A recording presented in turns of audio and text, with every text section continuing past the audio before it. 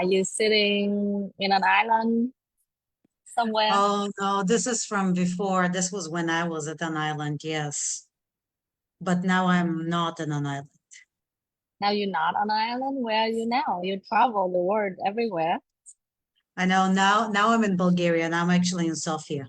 And I had some time, so I decided to join your thing. By the way, last week I also tried to join it, and then I don't not You couldn't get nothing. in. You couldn't get in.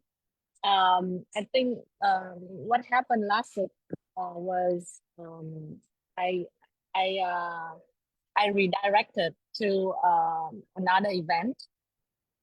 Like the topic was for healthcare. So like as real estate investor, where do you find healthcare? Because now you are full-time investor. It means that you don't have like cover by your W-2 anymore.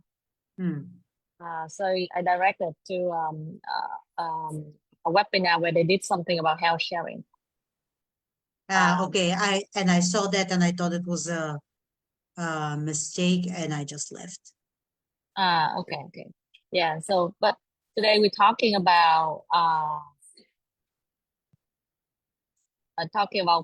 single family, which you also have and commercial.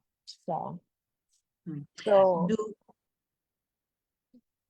okay, I wasn't sure do how many people usually join. yeah, it's usually like under 10. So somebody told me that they're gonna join today, but I'm not sure. Like, I should change the time as well. I pushed an hour, so basically, this is like my minimum viable meeting that I'm putting together. So I should do it on my own time, Hmm. and 11 doesn't work for me anymore. So I pushed it to 10 a.m. Central. What is your time right now? It's 6 o'clock at night for me. 6 o'clock at night. How's Yeah, and I'm actually, Bulgaria so far? oh, it's fine. We just arrived. We just arrived on Sunday. So we just been here a few days, and I'm here only for another 4 or 5 days, and then I'm going to another city in Bulgaria. But so This far, is so good. Sophia, right? Yeah. Yeah. Wait, So, so why don't you demo for me what you're working on? That'll be fun. oh, I can show you. I'm waiting for you to tell me when do you want to test it. So yeah, so I was looking for that demo. So if you can demo to me, I will understand how it can incorporate into my website, right? Like as a Yeah. calculator for how much the return would be if you invest in this field kind of thing. Oh, okay. Well, let's do it next week. I was just Okay. wrapping up some stuff and then I'm gonna actually make it live. And I'll just need to give you a code because I mean you can do it like it's gonna have like a 30-day free subscription, but I can give you a code so you can actually put it and see how it works. But yeah, I wasn't really working as much on it because I was hanging out on that island before I came here. Oh yeah. Yeah, that's like fantastic. I mean, what give like this life that you're having is a dream for many people right now, right? Like to hang out on an island and not worry about working. Yeah, I know. So now my biggest concern is I'm trying to find because we're gonna be for a month in another city in Bulgaria, and I'm trying to find a good rental apartment. But I can't find one. Well, I found one, but it doesn't have air conditioning, and But I don't think that Salam is gonna survive. like the He thinks fans, he'll like yeah, Bulgaria, like they just feel fans. yeah, he thinks that he'll survive. I don't know if he'll survive. Be the fan. That's all. I I don't know, fan, but still it's gonna be like 90 during the day. During at night it's gonna drop to like 65, but still. Yeah. Well, Airbnb doesn't work there. Oh, it Airbnb, does work. It does work, but interestingly, first of all, there's not as many places. And the prices on Airbnb are much higher than I found a group, like a Facebook group, that owners rent through the Facebook group, and it's much, much cheaper through the oh Facebook wait, group. there's another thing called homeexchange.com. So in Europe, I think it's more popular, and especially in Paris. When we go to Paris, we usually use homeexchange.com because their headquarters is in Paris. So there's a lot of apartments in Paris that do home exchange, and we still have points on it. Yeah, I haven't looked. I knew about home exchange, but I haven't really looked at it. And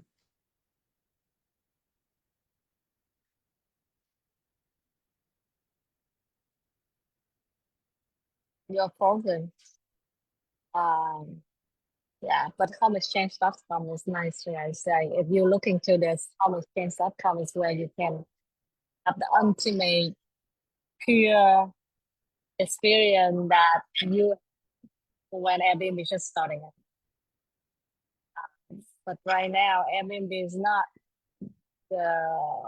like it before. It's more like professional and all that. But like homeexchange.com is like genuinely somebody want to host a guest and exchange for somebody gonna host them when they travel as well. So okay, Charlotte got kicked out somehow.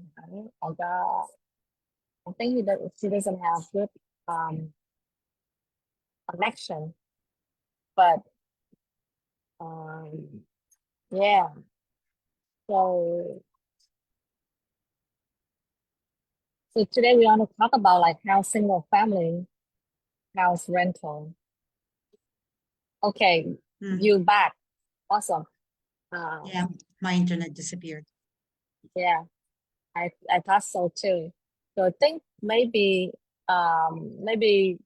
we talk about the single family rental vs the commercial investing a little bit, and that's since that our topic. And you're an expert on commercial real estate, and you did rental, single families have rental as well, right? So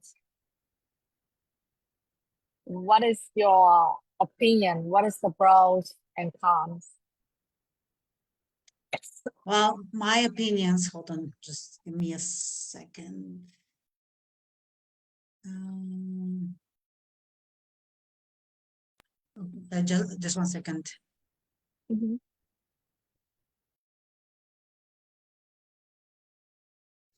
Sorry, I was just doing my plan because we are going to a concert in a little bit. But okay, my pros and cons. I have a lot more pros than cons for multifamily.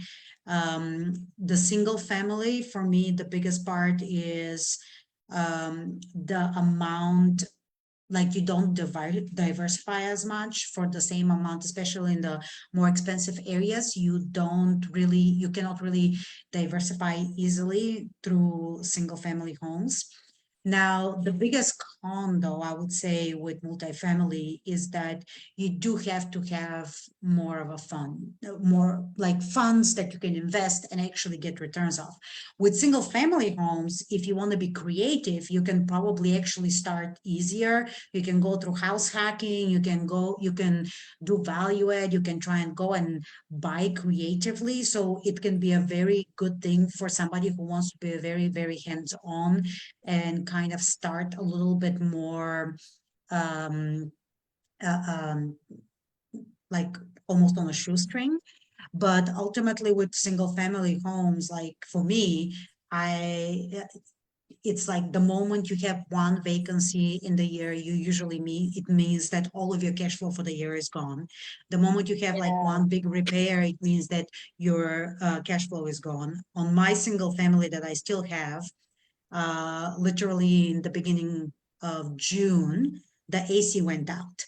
And we had replaced that AC back in 2020 during COVID. but And it's like just 4 years ago. Yes, 4 years ago. But basically, even if they were gonna do in warranty repair, like it was gonna cost like $700 less than getting a brand new unit.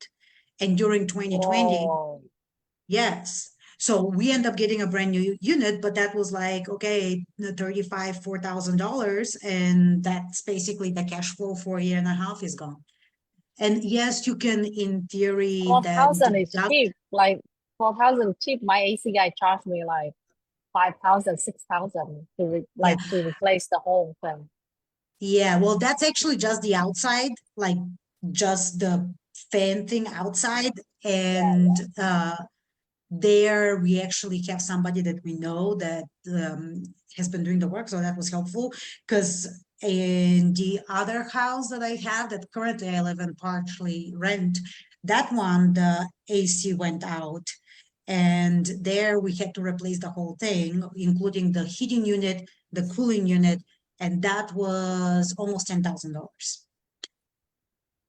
that's like that's like almost the whole year cash flow gone. That oh no, that's the whole year of not just like that's way more than the actual cash flow that I'm getting from that unit. So it's just you just have to be prepared for really big expenses.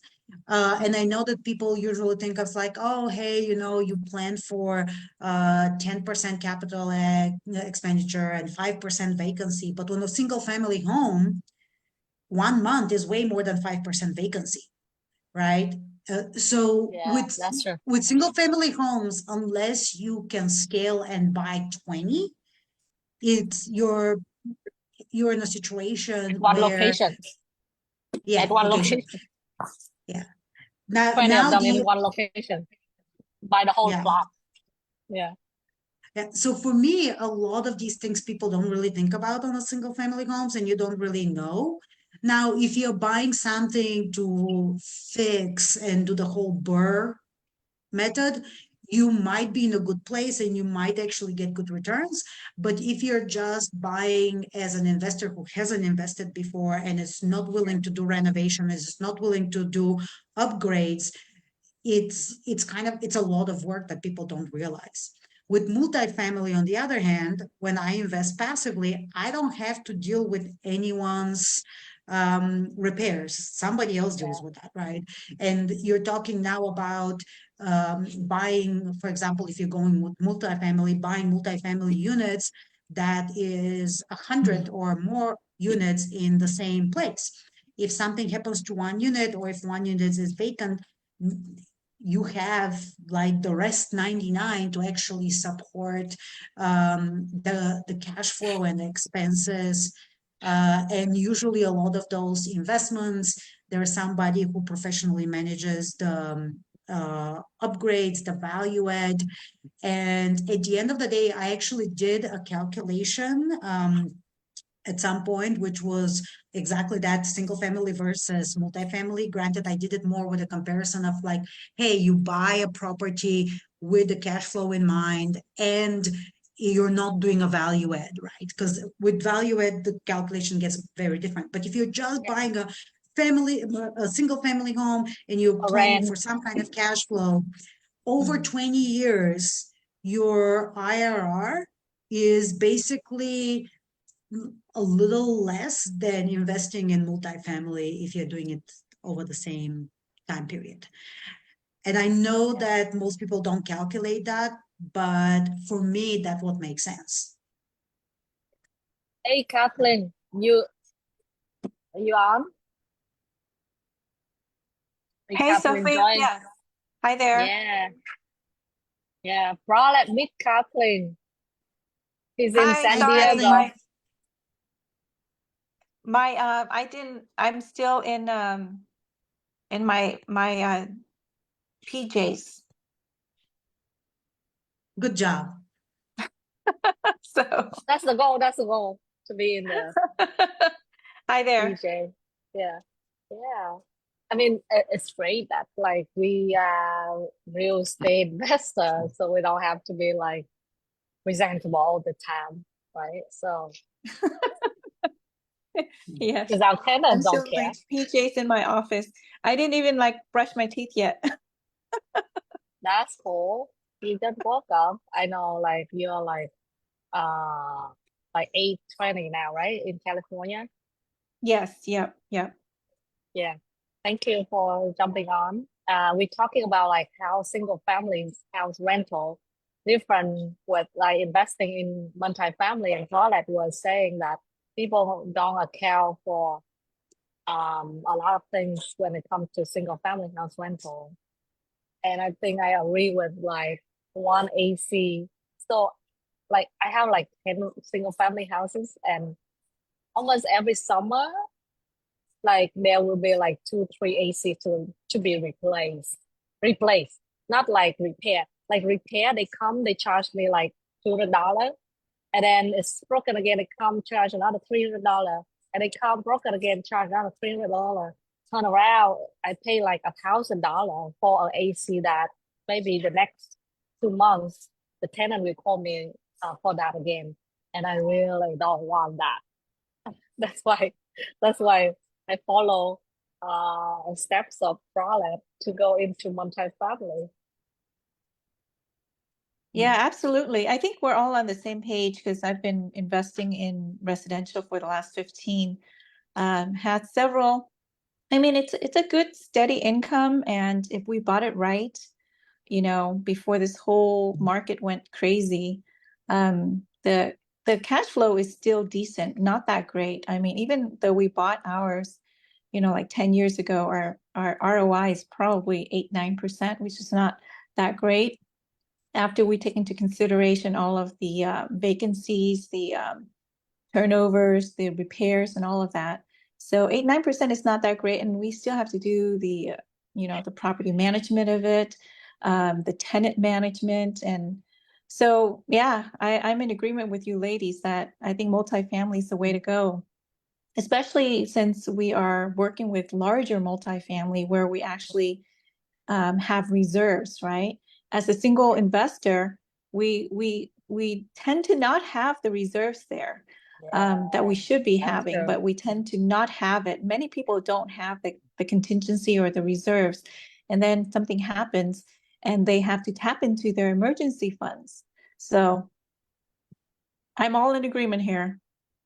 Then it's Uh, like you deplete that fund. Like you kind of like, oh wait, I'm doing this business, but money doesn't stay. It's just like go to repairs and all of that. Yeah, yeah, it goes It's towards really low repairs. cash flow. Yeah. Yeah, and then during the COVID, I had a tenant that wouldn't pay for like a year and a half. Where's that money coming out of? It comes out of our reserves. And then before that, I had another tenant that was on Section 8, and this was before COVID. And she lost her job, and after that, she just refused to pay, stayed in the home, and in California, she used Legal Aid Society, which is a free legal, Yeah.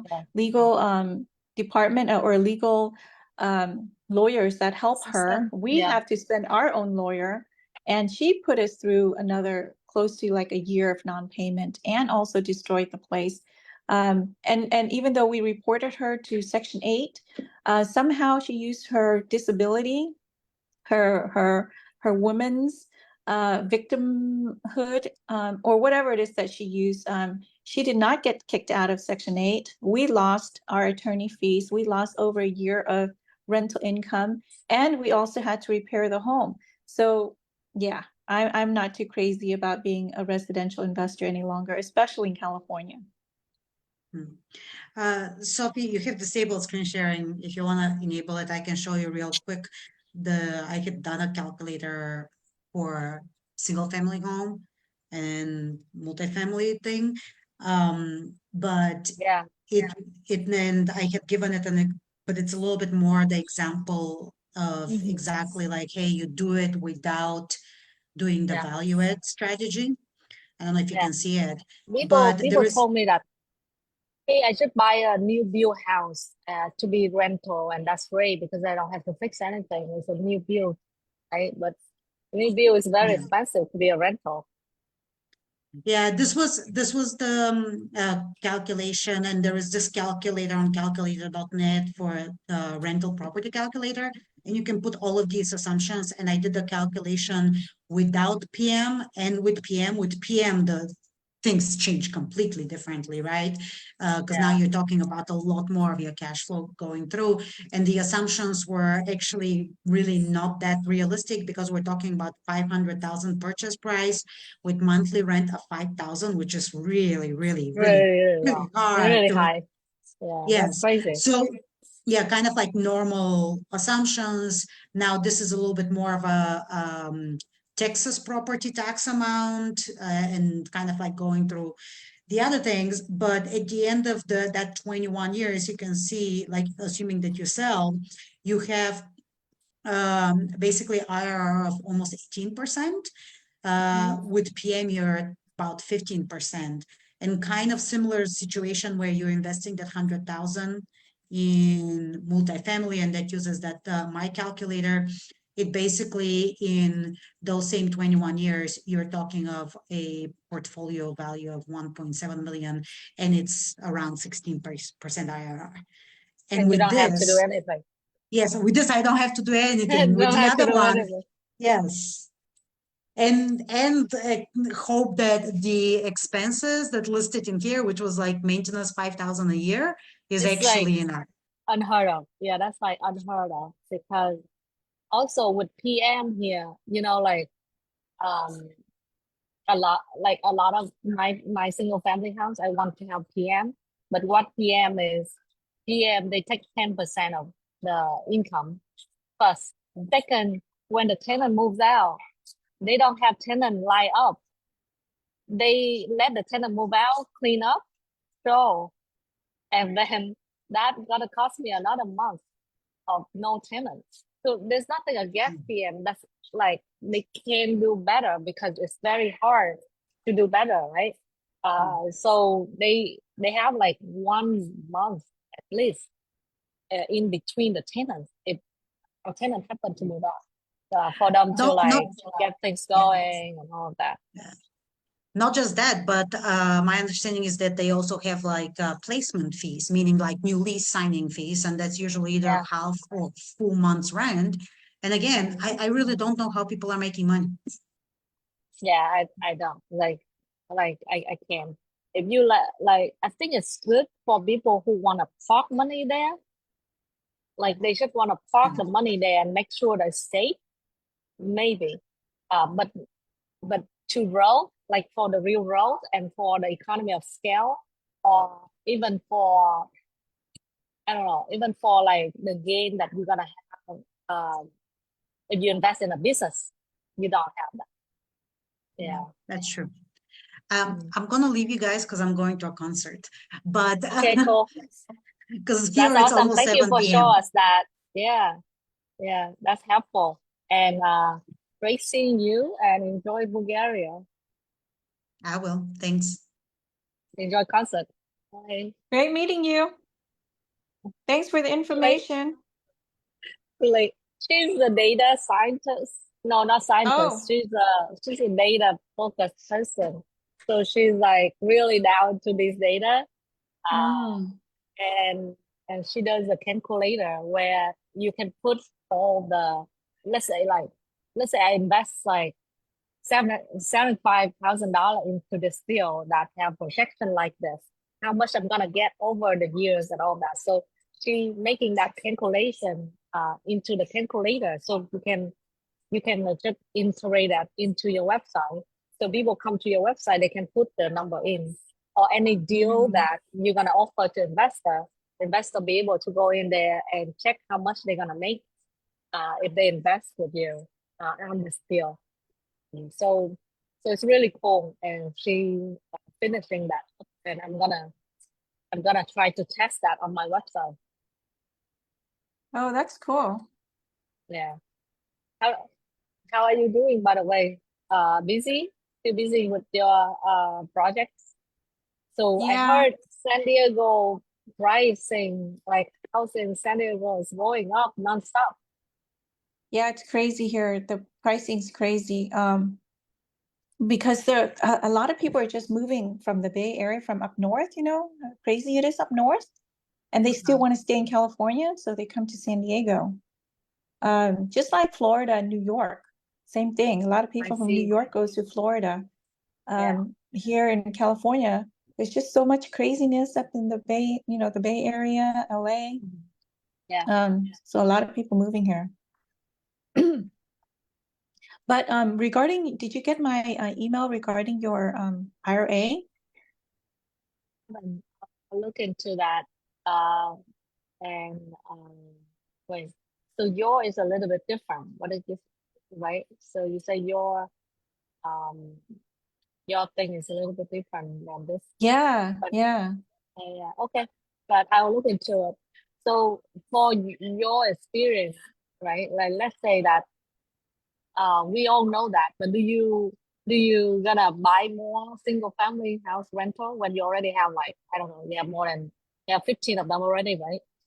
Yeah, my goal right now is I will only do it if it has creative financing on it. I will still do it, I and see. I will do it in San Diego for sure. I still would do it, but it has to make a Because lot of sense. Like the rates has to be really good where I'm buying the property with the you know, a low mortgage rate, because that is the asset, right? And we're already single family home landlord, so we might as well, a few more is not going to make a difference. yeah, But for someone to start out, I don't think it's a good idea. But well, I think it's good if they, so I was doing BRRRR, right? Like I doing value. So I buy really like off market, distressed property, and then I fix that up and I keep them as rental. So I think it works that way, and then I refinance them. But right mhm. now, with the interest rate, it doesn't make sense. That strategy, I don't think will work No, BRRRR anymore. does not make sense right now. No, BRRRR Yeah, it doesn't. doesn't work. That it was working when I was like, when after COVID, everything was like 3%, right? Like you were financing to 3%, so it works.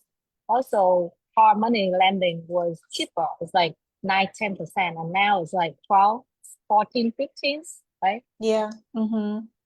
Yeah, and I think also it's very unstable right now for fix and flip, because you never know whether Fed will announce something, they're gonna increase the interest rate a little bit, and then you're preparing for a flip, and then you list it, and then the price just kind of crash or something. Mm-hmm. Yeah. It's risky, a little bit riskier with the single family stuff right now. But Yeah, it's creative actually finance very is, risky. yeah, creative finance. I already like creative finance is awesome, because then you can take over the 2.5% interest rate house and kind of have cash flow already or something, and that's it. I mean, that's it. Yeah, yeah. It's I mean, yeah, we would only do it if the numbers make sense. And I Otherwise, know that we people do single family houses, like they fix and flip, or they buy creative finance, and then they just sell or finance it to get the cash flow out of it. So basically, people get the cash flow out of the, not get the cash flow, like get a cash, like they in and out that house. They don't hold on to single family house, but they use single family house kind of like a business where Mhm. they can earn cash from that and then put into the multi-family. Yeah. Yeah, I have a few people in my Brassam Rock group. They are big in single family houses, and they use that to kind of like subsidize the multi-family. Why why the bill Yeah, is it not makes sense. exiting yet? Yeah, Yeah, it makes sense. Yeah. And some of them are subsidizing. using it to do their tax write-offs too, you know, because you can get way more Right. tax write-offs too. And so some of them, like for instance, Pace, the Pace group, especially Pace himself, he would buy even though he's negative cash flow. He doesn't care because he can offset, right? He uses it to offset his other income. And The income and is he his his teaching, right? His education business. yeah, so he's offsetting his other income, but he's buying it for a very long term, right? Down Yeah. the road, 10, 15 years and having someone else pay the mortgage down makes a whole lot of sense. So it depends on where you're at. I think if you are a new investor and you're looking for cash flow, this definitely does not cash flow. And you may have to end up, putting more money into it. So if you have a decent income and you're okay with long-term strategies, this might work. I heard of there's kind of like a movement in the investor community. They say that the era where America still have houses that under $100,000 gonna be end. So it's gonna end soon. So they go around like all the Midwest area And just buy all of them. yeah, and buy as many as they can. Like Mhm. one, if as long as the house is under 100,000, they're Yeah, gonna but buy it and then hold it yeah, until it's more, kind of thing. but I mean that it still has to make sense to me, right? Because if you're Yeah, buying 100,000 home and it's in a really shoddy neighborhood, um, are you, I don't know. I guess everyone has a different investment yeah, strategy. For me, I because wouldn't do it. yeah, I think people should like think of like, okay, so these how the people gonna need these houses. People gonna like the even in the bad area, there will be people that like first time home buyer gonna need a house, and And everyone's they gonna flock betting on there that. because, yeah, so Yeah, they're betting yeah, on people just not having the means and flocking to those lower end. lower. Yeah, I Yeah, guess. Yeah. I mean, your risk tolerance. Are you going to be able to go there and do the repairs? Or you hire someone? They hire other people, they but hire then the other cost people. to do the repairs for those homes may be extensive, right? If Exactly. you have like an average home that's 600,000 and you do a 10,000 repair, that's nothing, right? Not that bad. Yeah, But if you have a $100,000 house and you're doing a $10,000 repair, that's huge. That's a huge percentage of cost in repairs because most of the things are going to need a lot of work. $100,000 home is not a new home. It's going to require a ton of work. yeah. I saw houses that like list for $30,000, and then I look at it. I was like, this need like $50,000 repair. You know? Exactly. Yeah, and you don't know what other issues it has, who knows? But everyone has a different investment, and some people are willing to take higher risk. For me, right now, I guess I'm called a lazy investor now. I I do things that require less manual effort, and so yeah, so that's why you and I we kind of hook up on the multifamily space. But Yeah. anyways, yeah. So uh somebody can do the work. Someone who has the who's willing to do the manual labor, someone who has a huge team to do it, and they have they have the streamlined materials and labor that's already there, ready to go, and has really good. I just didn't have anything, but didn't know anything better. So like me, like when I begin my real estate journey, I also just don't know anything, and then kind of learn from my friends and think that I can do the same, right? So just do it. Like if it's your first house project, like you at least need to start with single family to know what it's like, and then scale up. Or if you don't have that experience, people tell you otherwise, you're not gonna trust it, right? Like if you not Yeah, never we been, never believe yeah, it until we actually do it ourselves. yeah, Yeah, yeah, exactly.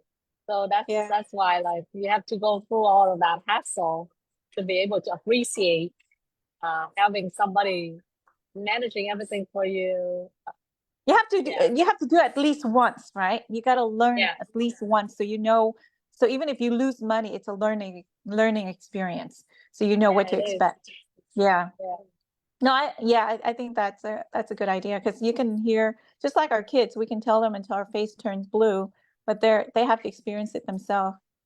So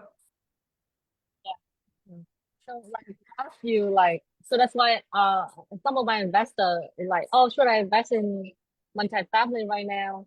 But they still new and they have like a couple rentals, right? And do Airbnb and stuff. And it's like, okay, you should do that until you're like really done with that. Then you really appreciate the commercial space. But also I think you have to be ready for it.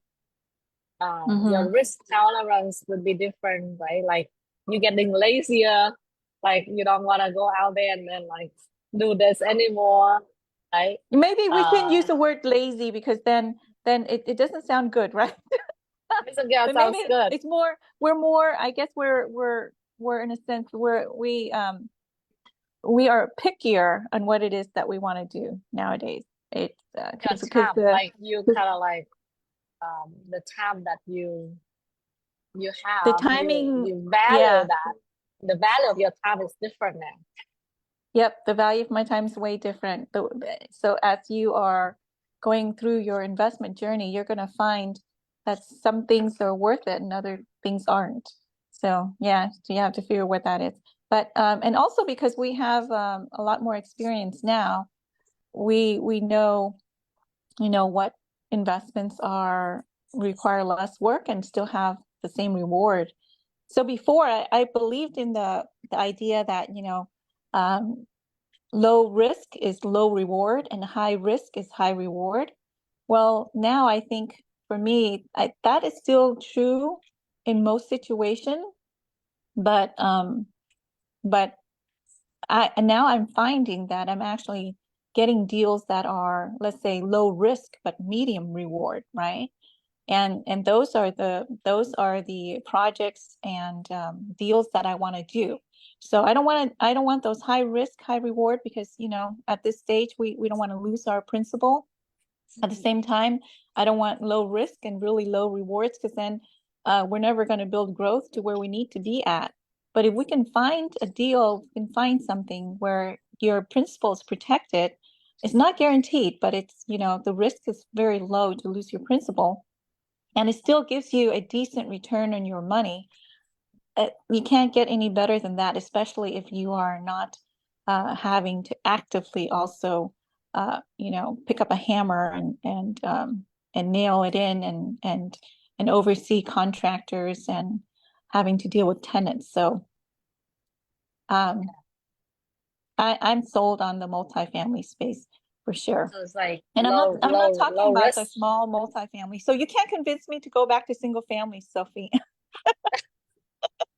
It's hard. I know. Unless, of course, it's like a really good deal where it has creative financing where I can get the seller to seller finance it for me, or I can take over an existing loan with low interest rate, and the house is still in decent condition, or in a condition where I can just have someone, you know, fix it up very quickly, and still, you know, I would do that even if it breaks even, but definitely not if it's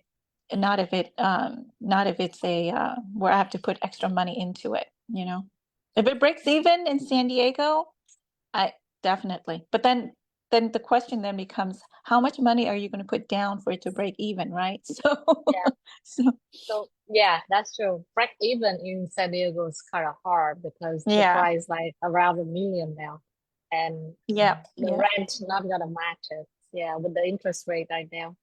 Uh, but San Diego market is great. I think what I see happen in the tech environment with my husband working in tech is like people got laid off, especially people that were expensive. Like their salary just going up so fast, and then now with the interest rate, the company they just make an adjustment. So basically, they lay those people off and then hire new people. So it's not Mm-hmm. like mass layoff and nobody hiring. I still see like recently my husband also like get people reach out and like try to recruit him. Um, and my tenant who worked for Tesla got laid off in April, but they end up like working as a contractor and then like start keep having projects. So what I think is they adjust their book or something. So these people used to cost them like 300K a year. Now they lay them off, they hire new people. So the new people just like cost them like 200K a year. And that's gonna make their profit looks better on the stock market. Right? Yeah. That's why people I think still have a job, but move to like San Diego instead of staying in the Bay Area. Yeah. So they reduce Mhm. their expense, kind of. Yeah. Yeah. Yeah. Yeah, And the that's why a whole lot of the Bay Area are coming down Austin. to San Diego because it's to them it's much cheaper. You know, some of them are paying cash for these deals, and so we're getting outbidded by cash buyers.